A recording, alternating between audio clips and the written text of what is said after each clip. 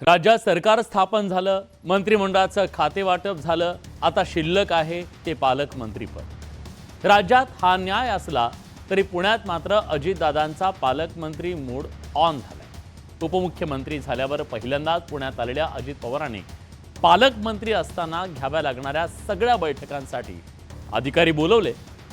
तोच सगळा थाट, तोच आदेश देण्याची पद्धत आणि अधिकृत शिक्का बाकी आहे। फक्त अजित पवारांना त्यांनी काही फरक पडत नाही हे मात्र नक्की आहे। अजित पवार ऍक्टिव्ह मोडवर। पुण्यात अजित पवारांच्या बैठकांचा धडाका। पालकमंत्री पदाच्या घोषणेपूर्वीच दादांचा दबदबा।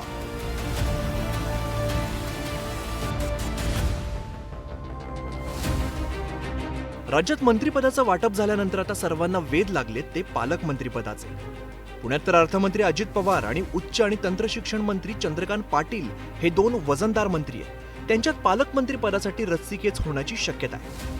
मंत्रिपदाचं वाटप झाल्यानंतर आणि पालकमंत्रीपद घोषित होण्यापूर्वीच उपमुख्यमंत्री अजित पवार ऍक्टिव्ह झालेत। पुण्यात वाहतुकीच्या समस्या सोडवण्यासाठी पुणे पिंपरी चिंचवड महानगरपालिका, पोलीस असे सगळे अधिकारी अजित पवारांकडे बैठकीला हजर होते। पालकमंत्री असताना घेतल्या जाणाऱ्या बैठकींची जंत्रीच अधिकाऱ्यांना सुचवून तातडीने कामं उरकण्याच्या सूचना अजित पवारांनी अधिकाऱ्यांना दिल्या। तर बारामतीच्या उपजिल्हा रुग्णालयात लावायच्या टाईल्ससाठी सुद्धा सर्किट हाऊसला सॅम्पलचं प्रदर्शन लावण्याच्या सूचना अजित पवारांनी दिल्या होत्या। अजित पवार स्टाईलने सगळा कार्यक्रम सुरू आहे। खुद्द अजित पवारांना विचारल्यावर ते स्पष्ट म्हणतात, आपलं हे असंच असतं। केम हॉस्पिटलची जागेचा बद्दलचा तर तो प्रश्न आम्ही त्याच्यातनं मार्गी काढू। म्हणजे मला आयुक्त म्हणले की माझी चर्चा झाली, ते म्हणले की ठीक आहे आम्ही तिथून जायला तयार आहे, परंतु आम्हाला पर्यायी जागा जर दिली तर आम्ही पर्यायी जागेमध्ये शिफ्ट होऊ। अशा आता पाहणी केली एक कशाची तरी टॉयलेटरीज नाही त्याच्यामध्ये बारीक नेमकं कशासाठी हे बारीक आम्ही नेहमीच करत असतो। तूच पहिल्यांदा बघितलं, तू फारच व्यायाम सकाळी जोरात करतो, त्याच्यामध्ये नाही दिसतंय म्हणून तुझं कौतुक आहे। अजित पवार एकीकडे ऍक्टिव्ह झालेले असतानाच दुसरीकडे उच्च व तंत्रशिक्षण मंत्री चंद्रकांत पाटील हे सुद्धा पुण्याच्या पालकमंत्री पदासाठी रेसमध्ये आहेत। मी नेहमी संघटना सांगेल ते करतो। पुण्यात यावं हे माझ्या डोक्यात नव्हतं।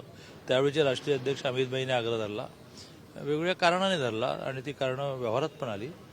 तसं मी इथला पालकमंत्री व्हावं का अन्य कुठल्या जिल्ह्यातलं व्हावं हे मागच्या वेळेलाही माझ्या नेतृत्वाने ठरवलं, मी ते स्वीकारलं।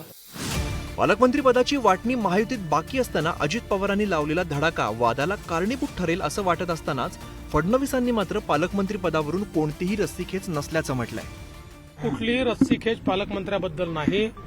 आता आमचे जे काही 3 पक्षाचे नेते आहेत ज्यांना आम्ही जबाबदारी दिलेली आहे ते एकत्रित बसतील, पुढच्या 2-3 दिवसात निर्णय करतील।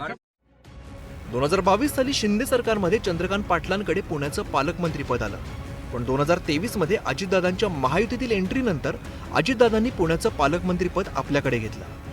आता पालकमंत्री पदाची घोषणा होण्यापूर्वीच अजितदादांनी पालकमंत्र्यांप्रमाणे कामाचा धडाका लावलाय। वैभव सोनवणे, न्यूज 18 लोकमत, पुणे।